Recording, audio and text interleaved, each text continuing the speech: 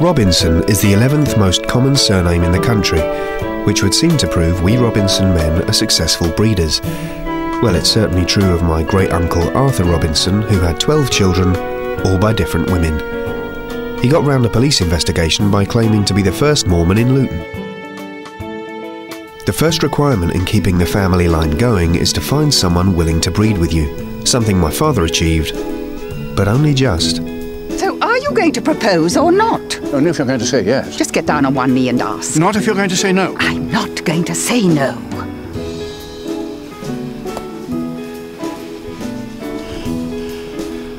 Pam?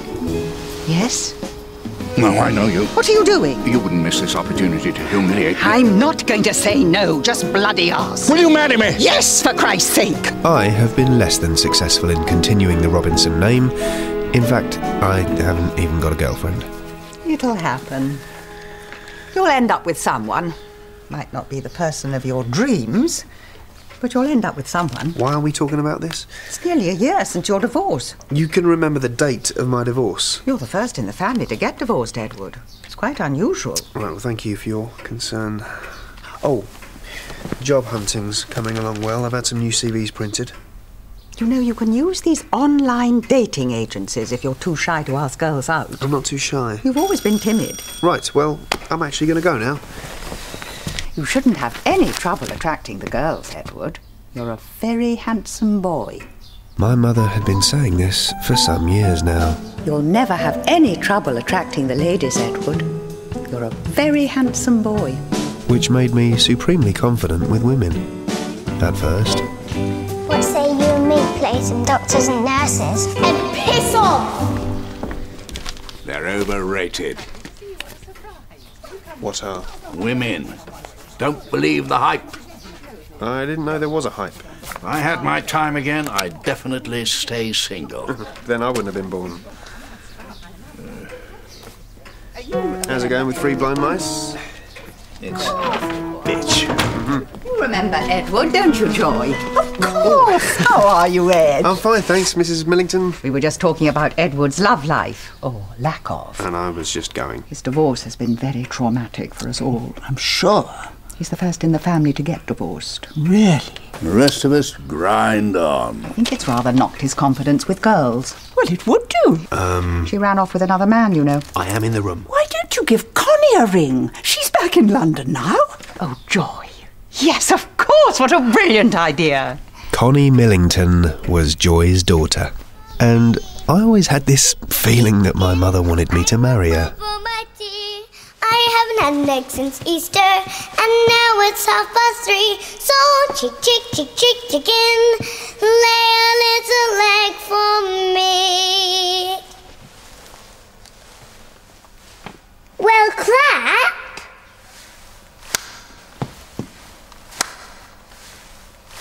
So, sausage rolls in there, fairy cakes in that one. Told Mum to stop this. She thinks you're lonely and depressed. Well, I'm not. She hates the idea of you all alone up here sitting in your pants. She thinks you're going to hurl yourself off the balcony. All right, and eating a plate of cheese scones is going to cheer me up, is it? She cares about you, Ed. We all care about you. I'm fine, really. Look, I am doing my best to get out there and meet people. Why don't you give Connie Millington a ring? Well, don't you start as well. I want to meet somebody new, not someone I held hands with when I was 6 years old. Oh, right, and how are you going to meet these new people then? Well, tonight I'm going to a singles bar. Don't look at me like that. At least I'm making an effort. You're single, you should give it a go. No, I'm off man. I've decided I don't really like penises. When you think about it, they really are extremely offensive. The shape, the feel, the way they move, twitching like a wounded badger you've just run over. They're always there, pointing at you through swimming trunks, poking you in the small of the back in the morning. They're ugly, Ed. Hateful, repellent and ugly. Oh, have a cheese scone. And in any case, I'm far too focused on my career to be thinking about relationships. Have you heard of Dr. Mungo Fenterman? No. Well, he's one of the country's top gynecologists. I'm turning his house into a modern Roman villa. He asked for the best designer in the company. Who's that? Me. Oh, right. Here's your smarty sponge. Mum wants the tin bag. My brother George had cracked the mating game. Happily married to Maggie, and with that all-important son and heir. Is he okay? Yes, that stuffed monkey of his had got its legs tangled around his neck again. Gave him a bit of a shock. Oh. Does Albert strike you as particularly sensitive for a 6-year-old? No, not particularly. It's just I was reading him Winnie the Pooh, and he got very upset when Piglet lost his house, you know, when the rain came down and flooded everything. Oh, no. Poor fellow was inconsolable. But doesn't Piglet go and live with Pooh at the end? Yes, the two of them end up cohabiting in Pooh's tree. Well, so you did explain to him that it was a happy ending? Well, we don't know it is. Well, the two friends get to live together. It's lovely. Not if you look at it from Pooh's point of view. He now has to share his tree with the tenant. You told Albert that? And Piglet is technically homeless. Oh, for God's sake. Where are you going? To see if he's all right. Oh, leave him, Maggie. He's too sensitive. He needs toughening up. We don't want him being the class wimp. The other boys will take advantage of him. Flushing his head down the toilets by the art block. And then stripping him down to his pants and making him wear a bra while poking him with sticks. Dr. Fenterman. Hello, Miss Robinson. Is it finished? Just waiting for the bathroom tiles. They're coming from Tuscany next week. I use a little factory in Perugia. All hand-painted, of course. Either way. So, this is what I've done in the dining room. As you can see, I've fused a Greco-Roman ambience with the latest in modern spatial chic. Christ almighty. I'm sorry? You said it would have a traditional Italianate feel. It looks like a Roman brothel. I think it's the epitome of elegance. Well, I think it's garish, vulgar, pretentious, modern spatial shit. Robinson, Robinson, Robinson, Robinson, Robinson, Robinson.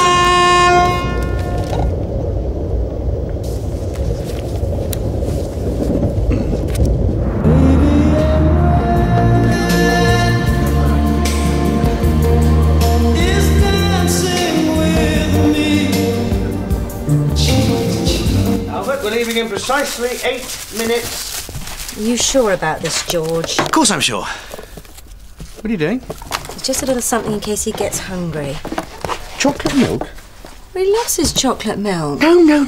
Oranges at half-time. You'll be the laughingstock of the squad. Hello, little man. I don't want to play rugby. Nonsense, Albert. It'll make a man of you. I'm only 6. He does have a point. Maggie, if a boy gets bullied at school, he can carry the scars with him for the rest of his life. Not necessarily. Look, Maggie, I know. It happened to a friend of someone's, apparently. Come on, Albert.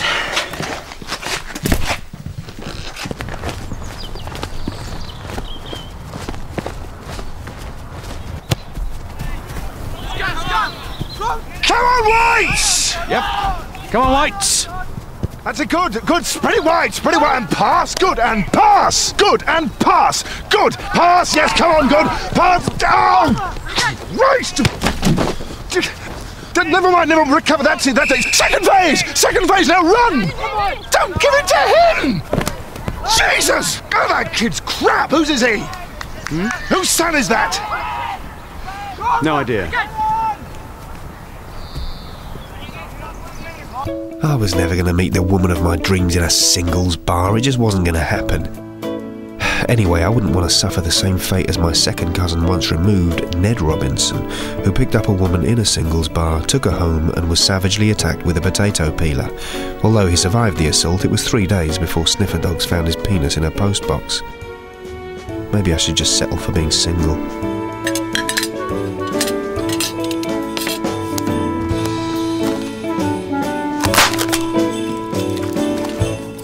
God, there must be someone I can go out with. Chick, chicken. I want one for my tea. I haven't had an egg since Easter, and now it's 3:30. So, chicken, lay a little egg for me.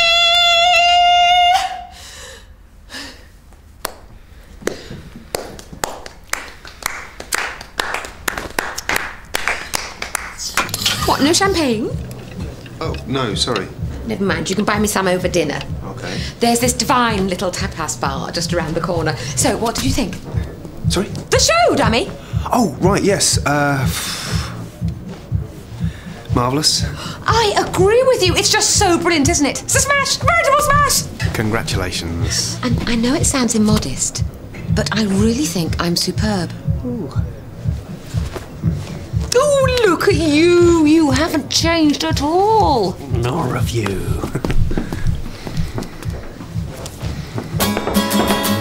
Vicky, it's not a good time. Oh, he said I have no taste. Me, Vicky Robinson, no taste. Vic, can I call you back? Nobody's ever said I've got no taste. I'm renowned for my taste. It's what I do, for God's sake. I give people my taste. Well, maybe you just caught him at a bad time. How dare he question my taste? I can go into a room and instantly see what's wrong. Take Jane's living room. Her velvet curtains clash horribly with the cheap pine furniture. Vicky, I've got to go. I'll call you tomorrow.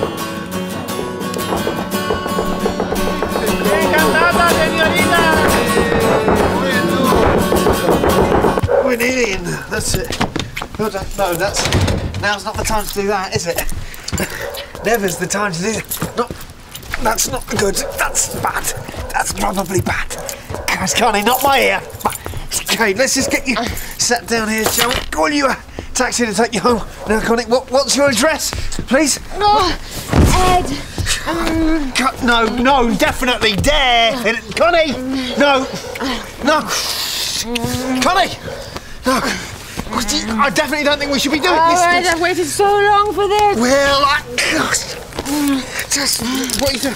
What are you doing? What are you doing? That's not good.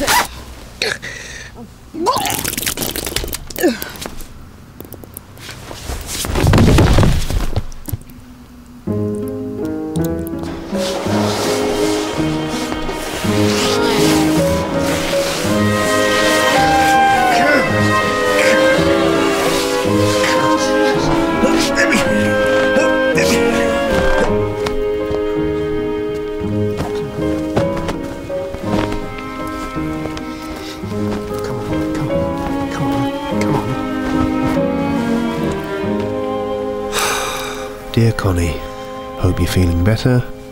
Let yourself out. Bye, Ed.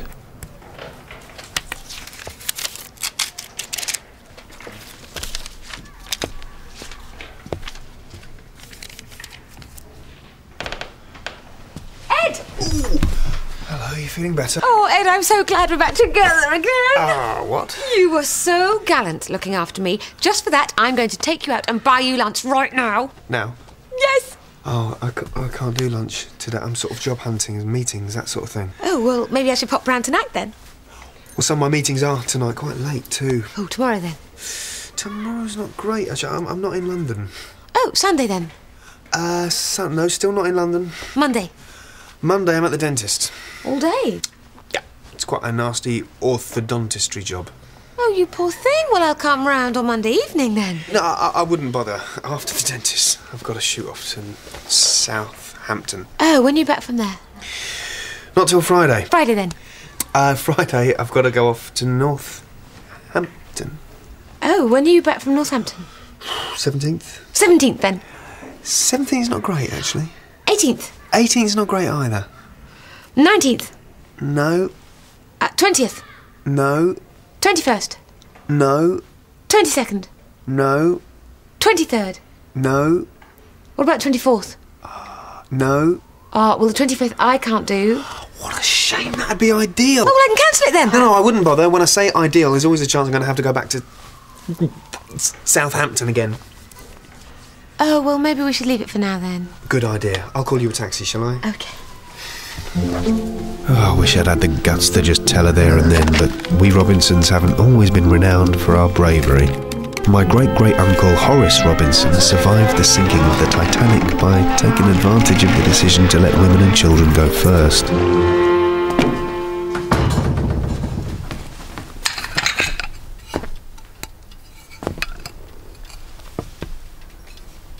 Good morning, Dr. Fenterman.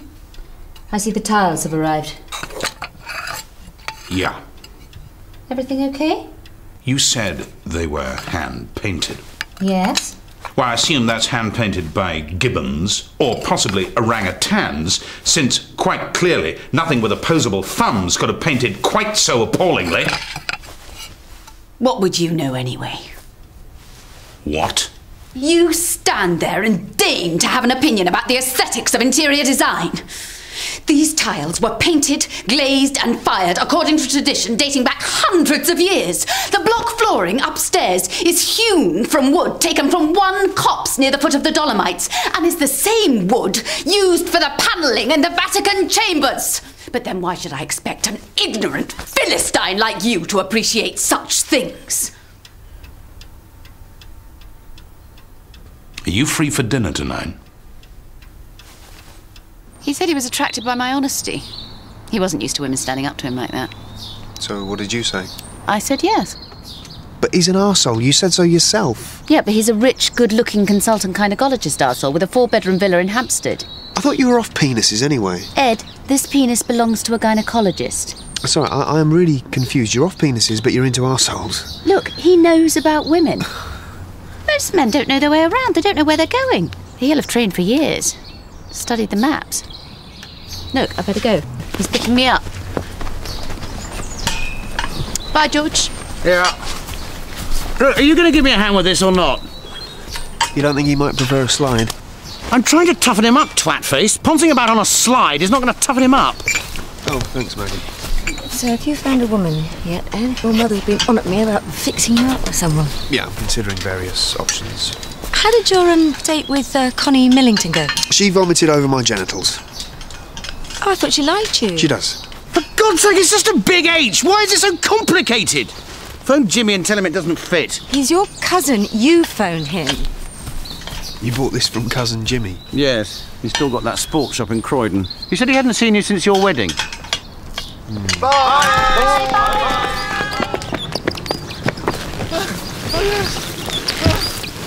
Jimmy!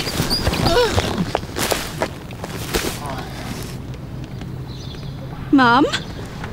He's certainly never had any trouble with the ladies. You should hook up with him. Oh, no, thanks.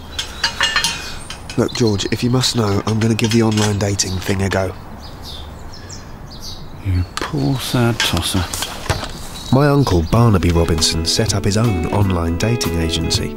He pioneered the use of in-depth personality profiling to find the perfect partner, and it worked for him. Within 2 months of setting it up, he'd met Linda, a lap dancer from Hull. Here I could reinvent myself. Ed. How do people view someone called Ed?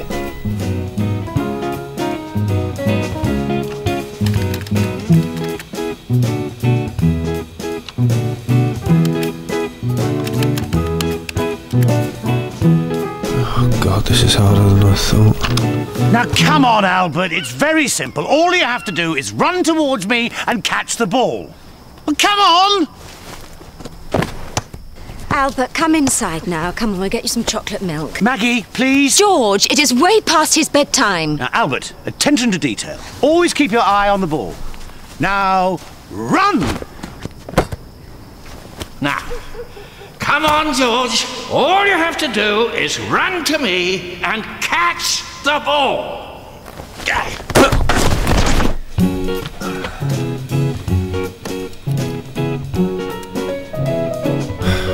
Now, the important thing was to stay positive. They weren't rejecting me, they were rejecting a bloke called Teddy, a 5'10" blue-eyed romantic with a good sense of humour who likes windsurfing and long ambling walks in the country. Edward, it's your mother. I saw Connie at Joy's place this morning. She said she had a wonderful time on your date. She also mentioned that you were having major dental surgery, which you didn't tell me about. Anyway, she's going to make some soup at lunch. No, don't let her do that, for Christ's sake, that's all I need. Hello! Never mind. Hello, Connie. How was the dentist? Oh, you know. I've made you some soup. When I had my wisdom teeth out, it's all I could eat. Oh, that's very kind, Connie. Do you want some now? I won't. It's a bit painful still, but thank you. How was Southampton? I'll call you. I hope you enjoyed it, madam. Not really. You can tell the head chef his sauce was insipid and the shallots were like slug pellets. Very good. I love the way you say what's on your mind. It's the only way. One of the problems about being a doctor is that people tend to put you on a pedestal, treat you like some kind of god. You're refreshingly honest. Well, for what it's worth, I wouldn't recommend you bring people to this place for a date. Why not? The food's ordinary, the atmosphere's stuffy. This is a place for a business lunch, not a romantic evening. Oh, well, good tip.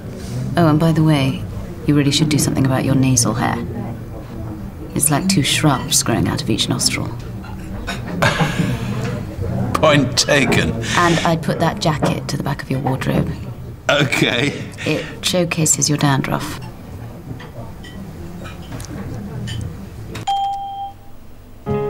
Oh well, never mind. Not a problem. Then it suddenly hit me. I'd been doing this all wrong. If I wanted to meet a woman, then there was one Robinson I knew who could definitely make it happen. Anyway, look, my philosophy's simple, right? Hump 'em, then dump 'em. Yes, mine too, sort of. Fuck 'em, then chuck 'em. That's the way. Penetrate, then evacuate.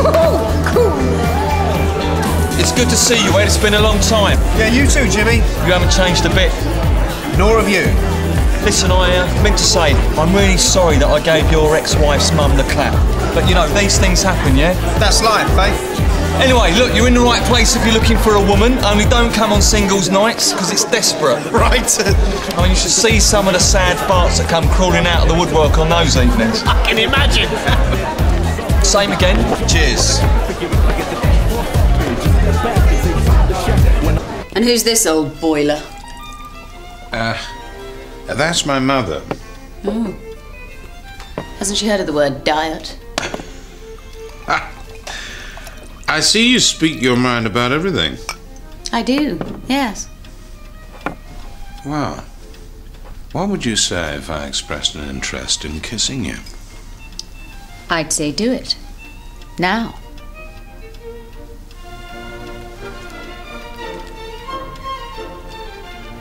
Ed, you're in.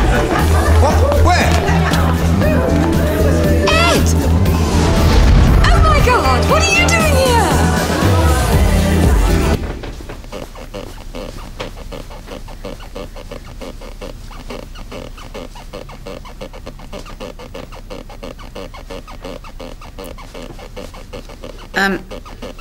Mungo. Mungo, stop, please.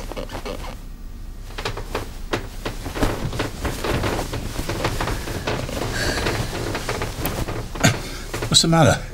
It's doing nothing for me. Oh, I thought... Can you try something else?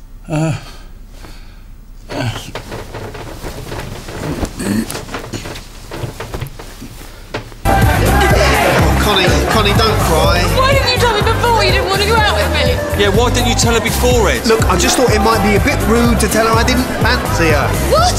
Why did you take me back to your flat then? You practically passed out in the street. I had to carry you home and then you threw up on my genitals. So she's lying unconscious and you're stuffing your genitals in her face? No. You sick bastard! Oh, God! Hey, hey, no tears, girlie. Why don't you tell Jimmy all about it? Come on, you tell me.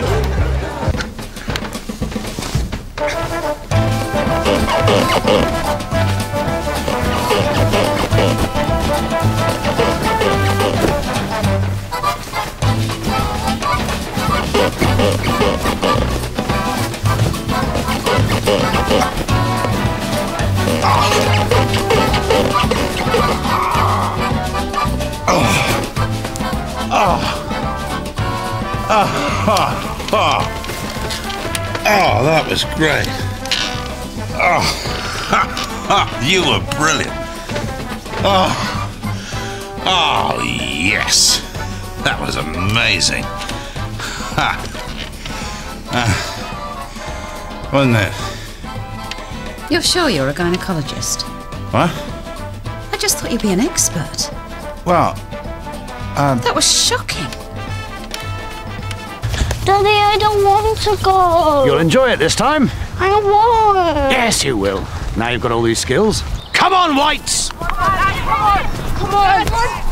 Oh, for Christ's sake, that kid is terrible. He shouldn't be playing. No, Vincent! He's a disgrace. He's a bloody disgrace. No, Vincent! He ruins it for everybody else. I mean, get off! No, Vincent! You crap! Get off! Shut up! Shut up! Shut up! Shut up! Albert!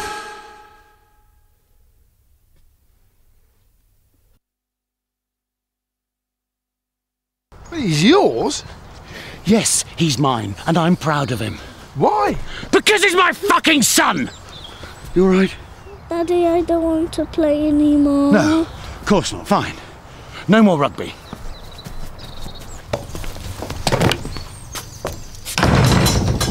Oh, I thought you'd be at the hospital. No, I've taken the morning off. I've got the light fittings in the car. Maybe after I've shown you them, we might go through one or two other things. Start working on your technique. Get you up to scratch. Yeah, look, Vicky, I like the fact you speak your mind. Good. I'm just not sure I like you speaking it all the time. You said you liked forthright women. Yeah, well, there's forthright and forthright. You've made me feel quite depressed. Oh, come on. I feel I can't do anything without you carping and criticising. Don't be pathetic. You see, you pounce on everything I say. A bit of criticism doesn't hurt now and then, especially when you're as full of yourself as you are. Please just go. Look, I was perfectly happy for this to be a professional relationship. You were the one who wanted to see me socially. I'm asking you to leave. Fine. I'll finish the job and that'll be that. No, I want you to stop now. I've contracted another designer. What? Carlo Condetti. Carlo Condetti, he's terrible. Go! Please, go! I suppose there's plenty of time to learn to be tough. And so Pooh and his friends went happily to bed. Which is exactly what you should be doing, little fellow. Poor old Piglet. Oh, I know. But remember, Albert, if he'd been properly organised, he would have taken out flood insurance in addition to his cover for buildings and contents. Yeah, sweetheart. Chocolate milk. Oh, could I have one of those? But then sometimes you can be too tough.